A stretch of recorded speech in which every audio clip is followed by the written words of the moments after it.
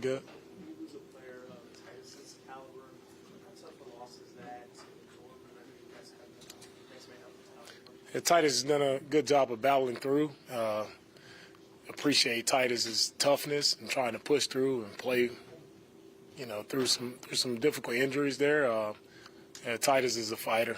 Appreciate him, and he did a good job for us. But as we've been throughout this entire year, as we've done this next man up, we still have to shuffle some guys around there, but our O-line has done a really good job of unfortunately, we've had to deal with this before, but we've done a good job of shuffling things around, and the guys just working well together as a unit. And for me, it's always whoever steps in, can you just play to the best of your ability, right? And the other 10 guys play well around you, we'll make it work.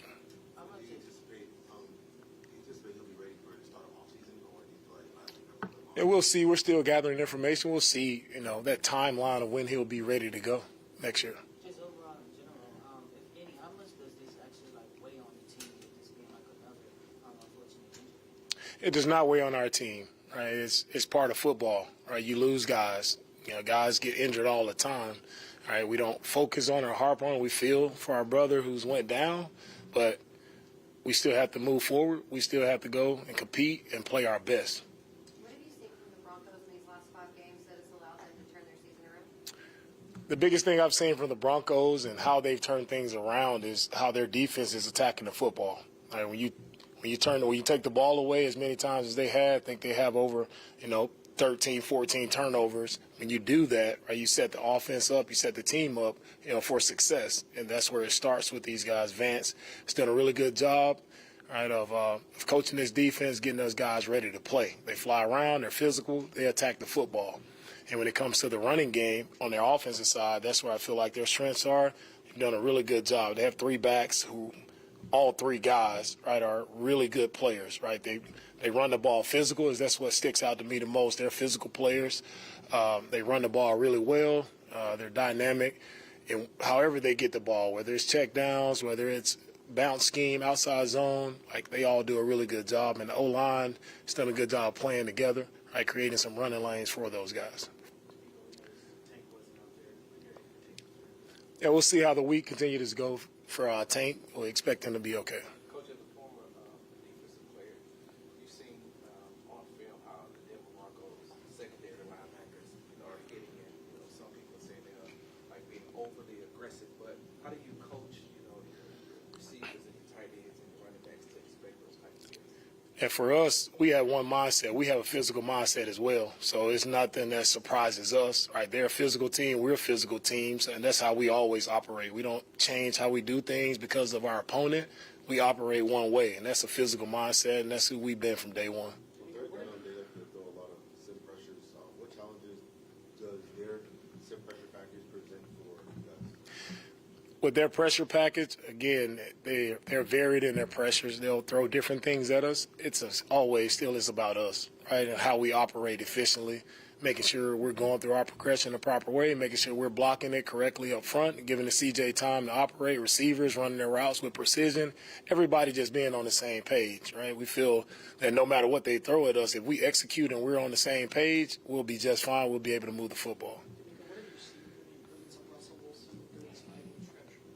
And for Russell, I think it starts with the run game, right? Him having a run game, and that's helped him out a lot. Russell still does a really good job there. Throws one of the best deep balls in the league, so we have to be prepared there when they do take their shots. But it's also, if it's not there, he's being smart with the football, right? He's getting the ball to his check down, getting it to his second or third read, and allowing them to continue drives, right? I think he's playing really smart football right now. Then on third down, as Russell has done his entire career, how he's hurt many teams, it's just him and his scramble ability on third down, right, to create first downs, to sustain drives. He still has it, and he's still a problem when it comes to scrambling around the pocket. As many explosive plays as you've seen from the Jaguars last week, do you expect that same type of game plan coming in against the Broncos as far as the offensive side of it? For our offense? Their offense. For us, I hope we don't have that many explosives. We better do a much better job of being where we're supposed to be. Now, last week, when you don't play well, you don't execute, right? That's when you give up explosives, right? That's what it comes down to. And the focus for our guys defensively is just everybody be where you're supposed to be, right? And that's how you eliminate the explosives. Make sure we're tight with our communication. Everybody's on the same page. Everybody's accounted for, and then we'll have a really good battle where we make them have to earn every yard that they get. We got time for a few more. Denzel back with that dust for your defense and how just glad you're to have him back. Excited to get Denzel back. Denzel is he's been a physical force for us when he's in there, and definitely need him this week. You know, playing against the Broncos, they're a physical unit. So Denzel being back, I think it really helps our defense. Nico, how much does McKee's play? The players that you replace having to factor in and you wanted to sign him to the roster, and what role do you see for him?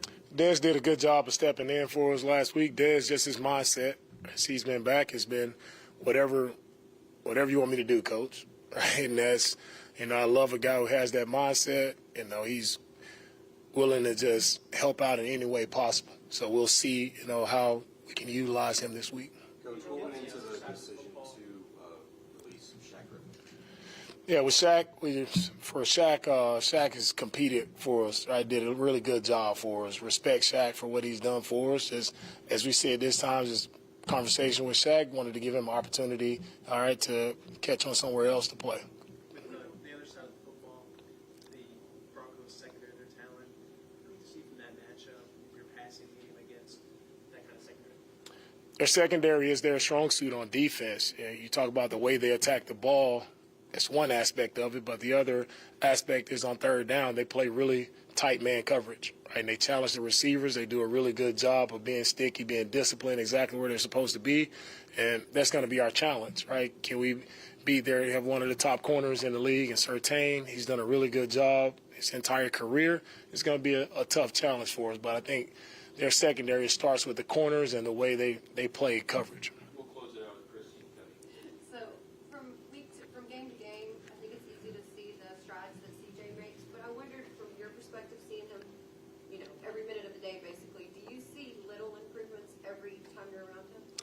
CJ is impressive because of his improvements, because of his growth, and he's grown in many areas since he's been here. And for me, it's really cool and impressive to see a rookie. Sometimes rookies, it takes them a while to figure it out, and he's been impressive to where if you give him a coaching point, he's a very coachable young man, right? He takes that coaching point to heart, and he goes out and shows that improvement, right, the next week. So when you have a guy who loves to be coached, a guy who loves to get better, right, every time he steps out on the field, it's easy to coach young men like that, and that's why CJ has had success, right, because of his willingness to prepare, his willingness to be coached, and his grind to continue to get better at everything that he does.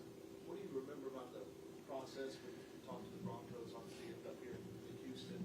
Sean talked to the Texans. He ended up in Denver. What do you remember about that process and ultimately when he ended up here with you? Yeah, the Broncos with the Penner family, awesome organization. I think they're in really good hands. I really appreciate them for that opportunity, right, to sit down and talk with them about the head coaching opportunity, and ended up here, but just it all worked out, right? I'm just thankful and blessed to just be in a position to have those conversations with the Broncos, and for them thinking enough of me to bring me in, right, to have those conversations. Really appreciate Mr. Greg Penner and, all the people in the organization there for the Broncos. It's not many times you get the opportunity, so thankful for that, and just happy to be here with the Texans.